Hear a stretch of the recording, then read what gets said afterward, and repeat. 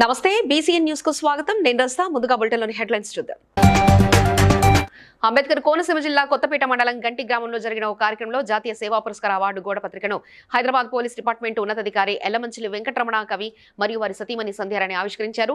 ఈ సందర్భంగా మమతా స్వచ్ఛంద సేవా సమితి అధ్యక్షులు కోరుకొండ జాన్ అంతరించిపోతున్న కవులను, జానపద కళాకారులను, సమాజ సేవకులను, పెద్దలను గౌరవించేందుకు, చిన్నవారిని ప్రోత్సహించేందుకు ప్రజా గాయకుడు ప్రజా యుద్ధ నౌక గద్దరన్న పేరుతో గద్దర్ జాతీయ సేవా పురస్కార అవార్డిస్తున్నామని, తన వద్ద డబ్బు తగిన స్తోమత లేకపోయినా తన కుమార్తె మమత జ్ఞాపకార్థంగా ఎన్నో సేవా కార్యక్రమాలు చేస్తున్నారని, అలాగే ఈ కార్యక్రమంలో గద్దరన్న కుమార్తె వెన్నెల గద్దర్ పాల్గొంటారని తెలిపారు.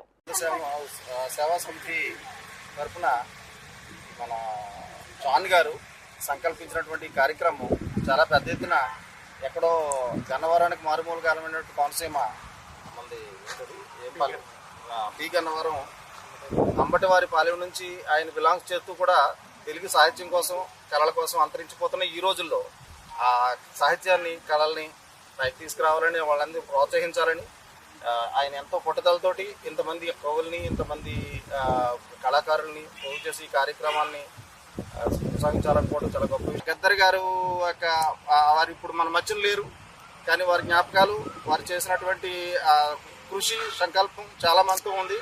వారి గుర్తుగా మన వెన్నెల గద్దర్ గారు, వారి అమ్మాయి ఈ కార్యక్రమానికి అధ్యక్షత వహించడం మనం గర్వించదగ్గ విషయం. ఈ కార్యక్రమాన్ని మనందరం స్వాగతిద్దాం.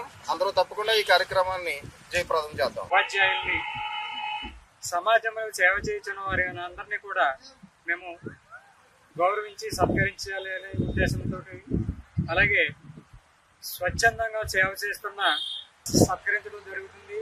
ఈ కార్యక్రమానికి ముఖ్య అతిథిగా ప్రజా గాయకుడు, ప్రజా యుద్ధ నౌక గుమ్మడి విఠలరావు గద్దరన్న గారి కుమార్తె వెన్నెల గద్దర్ ఈ కార్యక్రమానికి ముఖ్య అతిథిగా రావడం చాలా సంతోషం.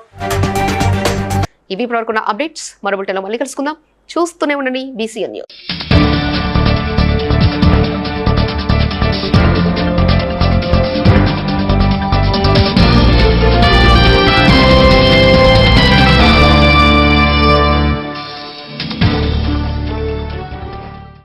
Please like and share, subscribe to BCN Telugu News. Please like, share and subscribe to BCN Telugu News.